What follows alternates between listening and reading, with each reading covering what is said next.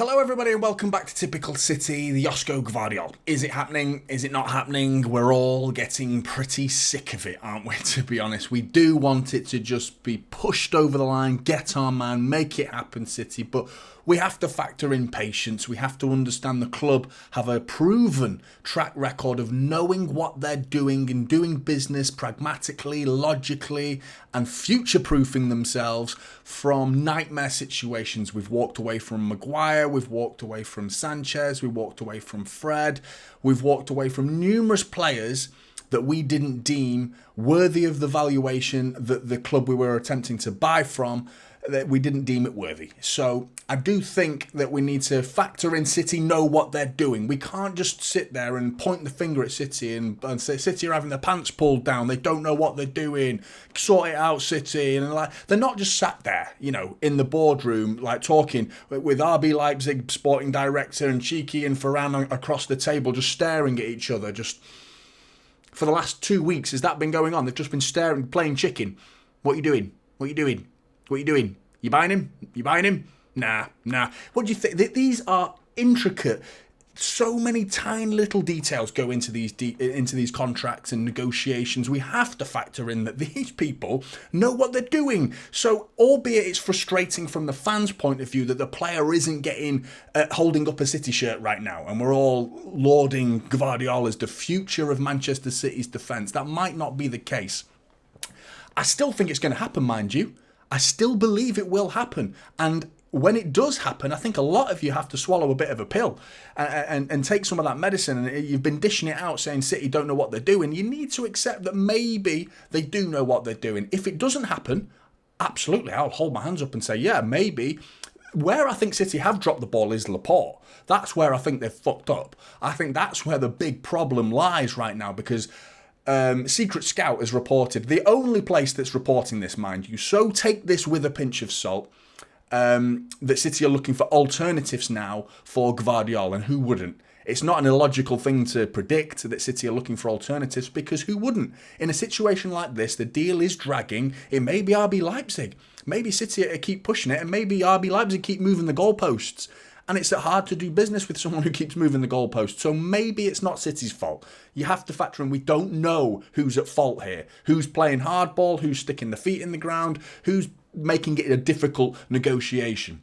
We don't know. We're just guessing. To blame it on City, why bother? We might as well blame it on RB Leipzig. We're City fans after all. I don't know why we're blaming City, because they've proven time and time again they know what they're doing. Erling Haaland, 55 million. Need I remind you? They know what they're doing. We didn't get Kane, we ended up with Haaland. So, I think the club are all right. They know what they're doing, so relax. But where I will criticise City is the public nature of this and how that factors and the ramifications and the byproduct of Laporte's situation now, because he is left in limbo right now, isn't he? Am I staying? Is he not? And I mean, I wouldn't want to be Laporte. I wouldn't want to have Pep Guardiola and Ferran approach me and say, hey, Laporte, about that, you were leaving, we were trying to get rid of you. We haven't signed Gvardiol. Do you fancy staying? That's like telling the missus you're going to cheat on her and you're leaving her for the girl that you fancy at work. And then you speak to the girl at work and then she was like, oh, you think this was serious? No, this was a one-time thing. Sorry, no deal, no. And then you go crawling back to the missus. It'll never be the same again. It'll never be the same again. And you'll be lucky if she takes you back. Very lucky if she takes you back. It is kind of like that. So factoring in how Laporte's going to feel, you've got to factor that in. I wouldn't want to be at City after that. I'd be like, well, you didn't want me 10 minutes ago.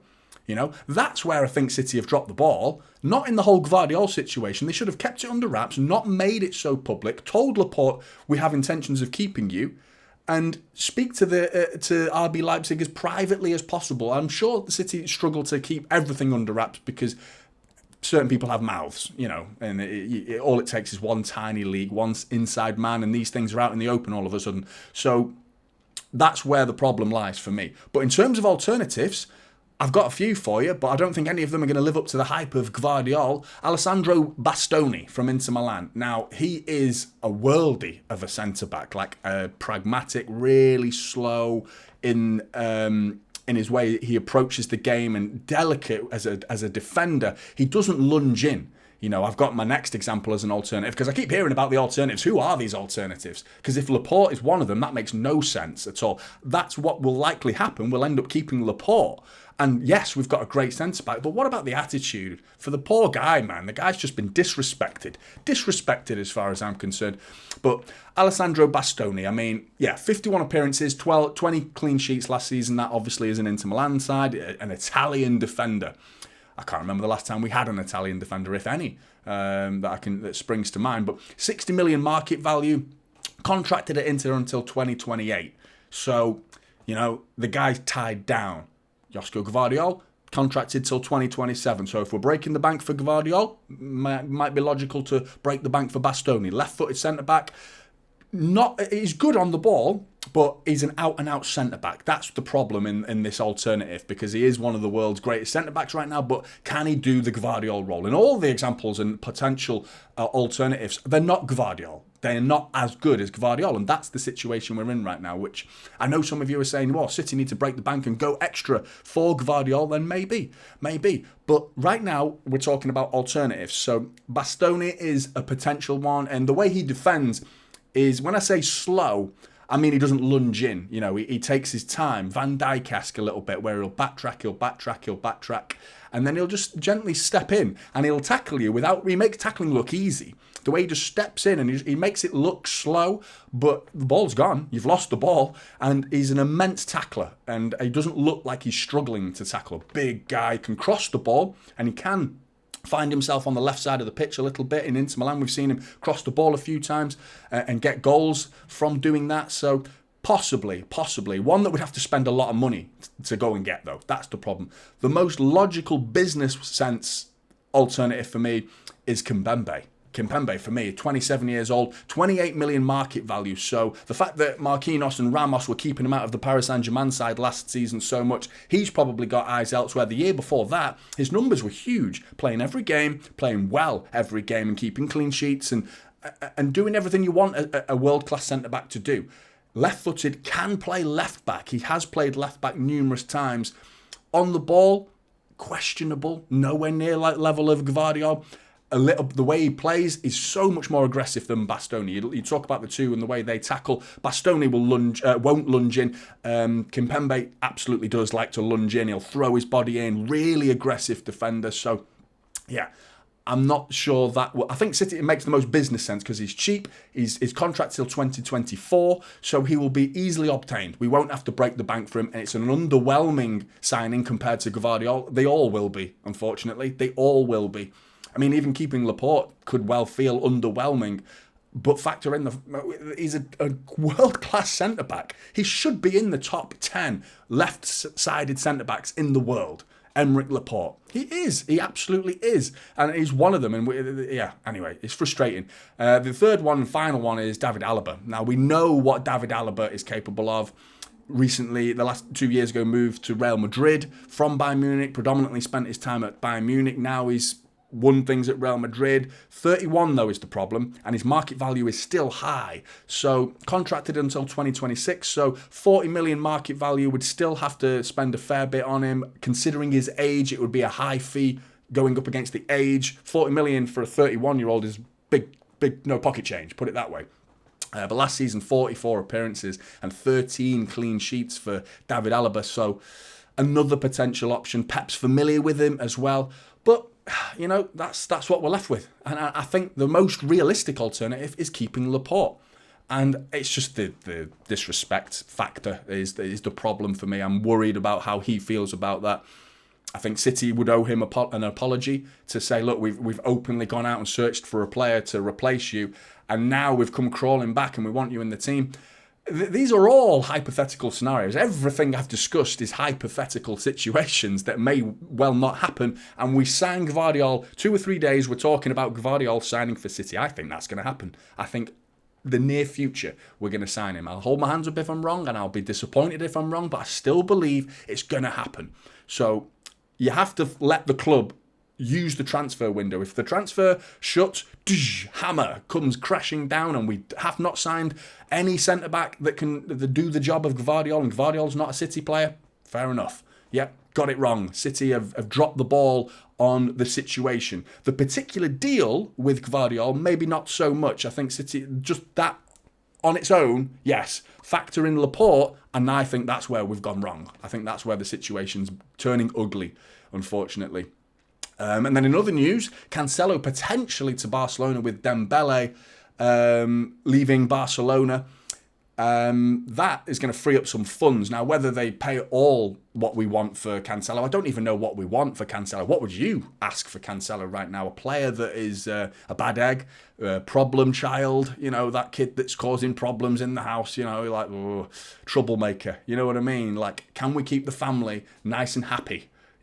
Send him to an adoption agency, something like that. No, but Cancelo, yeah, I think we've got to get rid of him. The problems that he caused last season, some of the talking that he did off the pitch, and on the pitch, in the training pitch with Pep Guardiola, I feel like he's a problem. So getting rid would be good. Now, are they going to go out and out buy him or loan him? And with it being a loan fee, we could end up loan after loan after loan and get our money for Cancelo slowly through numerous loan deals. But he's ruining his career. No player wants to go from club to club, loan to loan. And I think he'll suit Barcelona. I think he's that sort of player. I think less defending will be asked of him, more on the technical side. So going forward, he will suit Barcelona. So I think that would be good business for City just to get him off the books for one more year. If that's our situation and all we're left with is an option to get him out, even if it's just on loan, I'd say go for it. Just get rid of him now. I know the player's good, but he comes with baggage. So yeah, I'd say get rid. And then the final topic I wanted to talk about today was Kalvin Phillips and your opinion on him. I want to hear City fans' opinion on him because he is running out of time to prove himself. I know there's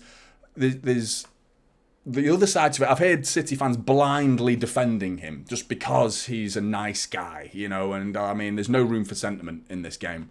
For me, it's a football club, it's not the pub. We're not down at the pub with our mates and we look after people and he's had an off day, you know what I mean? This is a football, it's a business, and if he's not good enough for Manchester City, he's not good enough.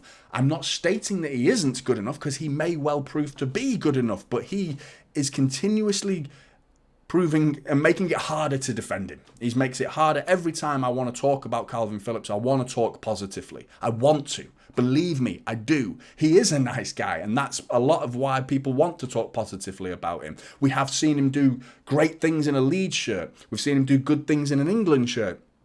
I've never once seen him do a good thing in a City shirt. That's the problem. Now, tell me who's playing out of Kalvin Phillips and this list of players who could all play in that position. Rodri, no chance. Stones, no. Rico Lewis at the minute, you'd have to say no. Kovacic, no. If we sign Gvardiol, no. 5 players there, and if we sign Gvardiol, we'd have 5 players that would all play ahead of Kalvin Phillips. Where's he going to play? Where's Kalvin Phillips going to play?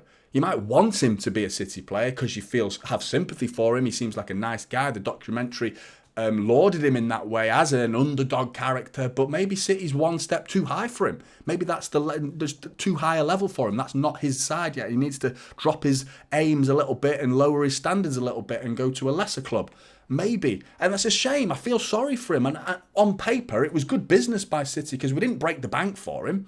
We paid a reasonable fee in the £40 million mark. So I think that's good business. On paper, it made sense at the time. So, we have to look at it and factor in that Pep knows what he's doing. Pep will see this guy in training. He's had numerous times to play him, and he doesn't. And that's the second season syndrome I'm talking about right there, because people talk about the Rodri had a great second season, Grealish improved second season. But both of those players and numerous other players that we talk about, their first season, they were playing.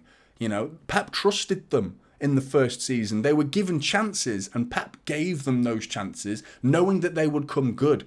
Pep is obviously seeing something in training. Even though he spent 2/3 of last season injured, the third of the season where he wasn't injured, he still didn't play him. In lower league games, in cup games where against lesser opposition where he could quite easily have played him, and he didn't. He was sat on the bench and he'd come on for 10 minutes and he would flatter to deceive. And he came on the other night against Atletico Madrid, the other morning rather, and it was just not a good watch. It wasn't a good watch. It was quite an ugly performance. Passes going astray. His first touch got himself booked for a rash tackle. It was just an ugly performance, unfortunately. And I'm not going to, if you don't want to hear super positive things, you're at the wrong channel. You're at the wrong channel, I'm afraid. If you want to hear black and white opinions, you're at the wrong channel, because I'm not going to say one way or the other that a player is superb and perfect in every way and then everyone else is just bad. You know, there is not bad and good in football. There's so much in between that most people fail to talk about and address. And Kalvin Phillips is well in that bracket, that there is potential. We've seen what he can do, but he's just not doing it in a City shirt. There is a discussion to be had, and that happens all the time, and lots of people seem to stick their feet in the ground. And I feel like this is that channel that's going to be a pragmatic approach, and if you don't like that, then maybe this isn't the channel for you. If you want to hear black and white opinions or blind optimism without factoring in realism, you know, just like City are the best, City are the best all the time, City are the best, and if anything goes wrong, they go quiet.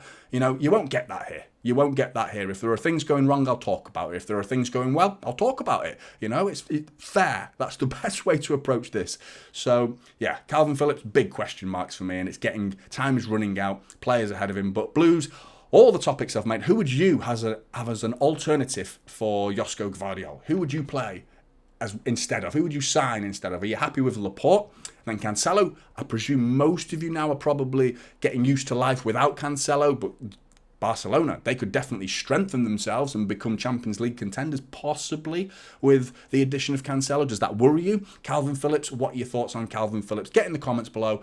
I'd love to hear your thoughts. Like and subscribe. Typical City is the channel, and I'll see you in the next one. This is Typical City.